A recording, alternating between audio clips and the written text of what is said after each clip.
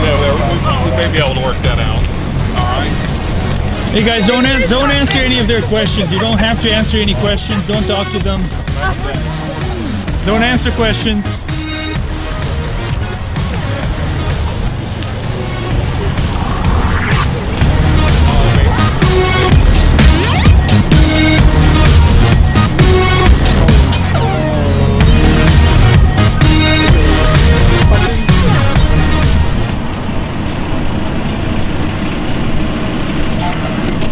Hey sir, how are you? Good, how you doing? We're just relaxing tonight? I am trying to. You're keeping an eye on us? Just making sure everything goes safely. Alright, well we're not going to jump in front of cars or anything. I hope not. I hope not.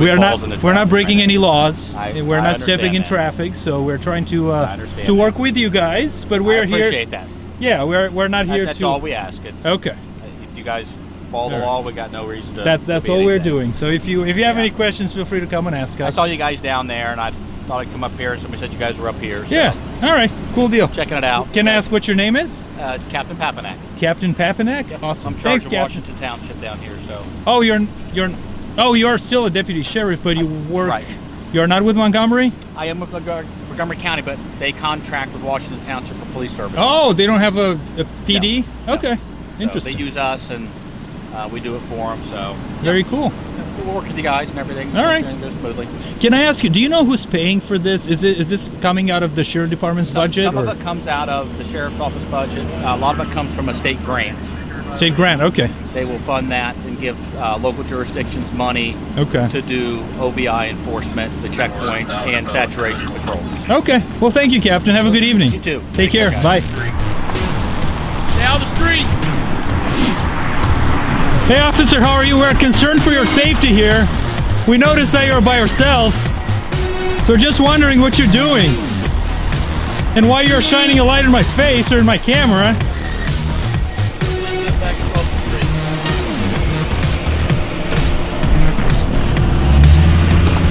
Oh, come on! Don't be like that! We love you! Aww.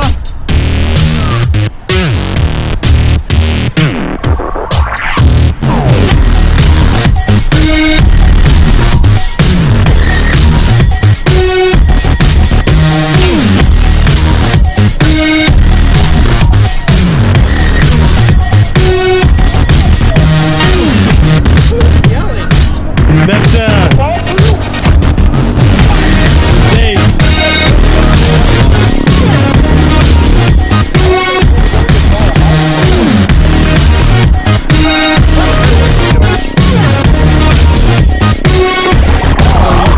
He's trying to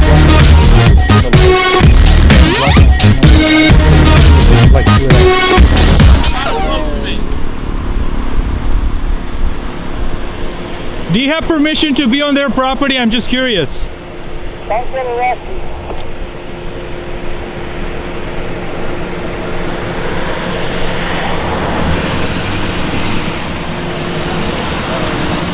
Why are you running away from us? We just want to talk to you. Come on.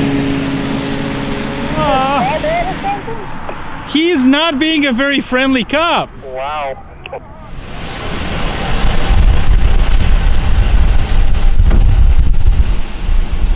Hi, how are you? What's going on? Can we help you? 10 o'clock's the noise ordinance, just with the megaphone. If you wouldn't yell after 10, it is 10 now. We'd appreciate it, okay? Is that good? Who are you talking to? Whoever is in charge.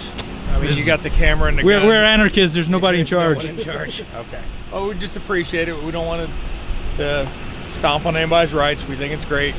Just don't be yelling at cars. You don't want to stop on anybody's rights, but you're telling us what to do. That's weird. I'm not telling you. I'm explaining the noise ordinance to you that if people would keep yelling at cars and the megaphone, then we'd have to take enforcement action, and we don't want to do that. Do you understand? What does that mean?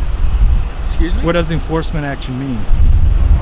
It means what it means, okay? I know you're an intelligent man. You understand what enforcement action means. No one's trying to insult anybody. Okay. We're just explaining the rules, okay?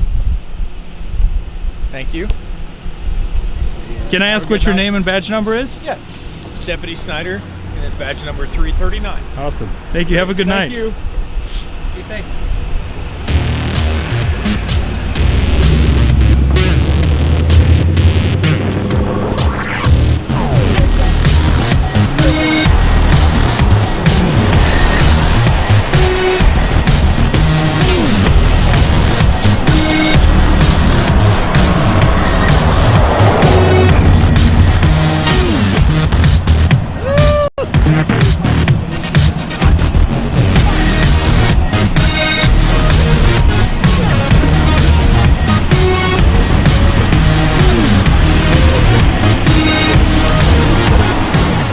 especially when they hold no refusal checkpoints, which initially they reported this was a no refusal, and then they kind of changed their minds. I'm not sure what happened there. No refusal. In Ohio, if you refuse it, I mean, really, sure, you can refuse it, but you can, but they usually don't have a, you know, a prosecutor or a judge on site with a nurse ready to, you know, suck your blood. So, but this one is not a no refusal. So I'm actually happy to see this. Okay. So. Talk about the other things you've been kind of protesting with police. I mean, so we've been fairly active in this area. So we do a lot of these checkpoints. We've done quite a few of them in the last probably 6 months or so. We've been fairly successful. I think we turn a lot of people away, and I think the main goal is really to create awareness about you know, the degradation and the of our rights. Okay. I think over the last 10 years or so, or maybe even longer, since 9/11 specifically, you know, our liberties have been slipping away slowly. So that's really the main reason we're here. You know, they do these, the idea is to keep people safe, and people always say, well, why do you publish them? And they police like us in the city because it spreads that message for people to drive sober. I'm assuming you support the general idea of them to keep people safe? No, I don't think anyone here wants people to drive drunk. But I don't think anyone wants police to check every single person that walks or drives down the street in an unconstitutional manner. So what was encouraging this year is that we were just talking earlier about this private initiative, and I can't remember what it's called, where Dublin Pub and other private organizations have offered up to $50 towards cab rides. And that's a voluntary private offering, and I think that's a great step in the right direction. Yeah, that's actually done by the Montgomery County Prosecutor's Office. They do it off of grants. Okay. And you can so basically get a free cab. Yeah. That's positive. Up to 50 miles. If taxpayers are paying for it, I'm not crazy about it, but I think if it's funded by private funds, I think that's wonderful. In general, Copwatch, what is the idea behind it? I mean, just to question these people who are sworn to protect and serve. Right. So not necessarily. You know, we're not saying that all police officers are bad. Copwatch is actually an international decentralized organization. It's mainly aimed at police accountability, basically, to keep police officers accountable for their actions. Cops call themselves public servants. We're the public. So therefore, we're here for them to serve us, and we're here as their masters, so to speak, to keep them accountable. If they shoot a man in Walmart who's holding a BB gun, we'll hold them accountable for that. If they arrest people on the street for no reason, we'll hold them accountable for that. And that's why we're here with cameras tonight, to hold them accountable and make sure they don't violate people's rights more than they're already violating them. But you know, we're trying to keep them in check as much as possible. We're keeping the video in check as well, apparently. Right. Right. Excuse me, coughing. Last question. Sure. There is definitely a shift in this country. It's probably more of just an attitude in talking to people. Police are no doubt under much more scrutiny than they were. Absolutely. It sounds like, you know, that mission of Copwatch is kind of being accomplished. You think slowly but surely. It's been an amazing growth. So our Facebook page has over 1.5 million followers right now, which is an astounding amount of followers. Just about a year ago, or maybe 2 years ago, we had 100,000 maybe.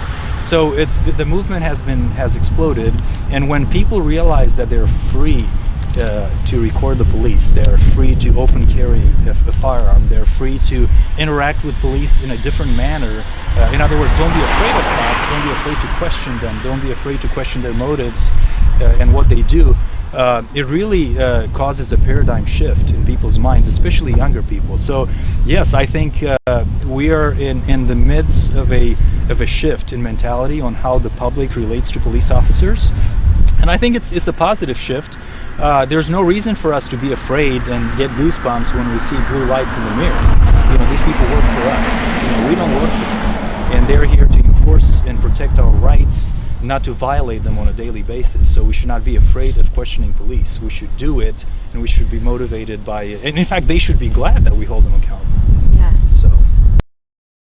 You think we all want to get drunks off the roads, so why was a group protesting an OVI checkpoint on St. Paddy's Day? Christian Hauser found out. This is where the group Copwatch was protesting. They were telling drivers to turn around because there's an OVI checkpoint further down 725. The group says that these random searches are illegal. But what do you think? I think everyone has a right to protest, but to think of someone protesting the fact that we're trying to keep drunk drivers off the road is very disappointing to me, and I think it would be disappointing to the families of those who've had injuries and losses related to drunken drivers. Well, I think everyone has the right to protest, but I do not feel that their protesting is founded. I think that it's perfectly fine and should be legal for the police to do. When police or sheriffs do these, they're required to announce them 24 hours in advance and put up signs warning drivers about the stop. I don't think anyone here wants people to drive drunk, but I don't think anyone wants police to check every single person that walks or drives down the street in an unconstitutional manner. The group says it's trying to raise awareness to our rights slowly being taken away and educate people about the way police treat them. We are in the midst of a shift in mentality on how the public relates to police officers. And I think it's a positive shift. There's no reason for us to be afraid and get goosebumps when we see blue lights in the mirror. Moms like Joan say trying to get drunks off the road is not something to protest. Pull me over, pull anyone over and check them if you have any suspicion or if you're doing random checks. As long as everyone's getting pulled over. I don't think it's fair to check some people and not other people. Officers here checked more than 500 vehicles, but not a single OVI arrest was made. Reporting in Washington Township, Christian Hauser, ABC 22.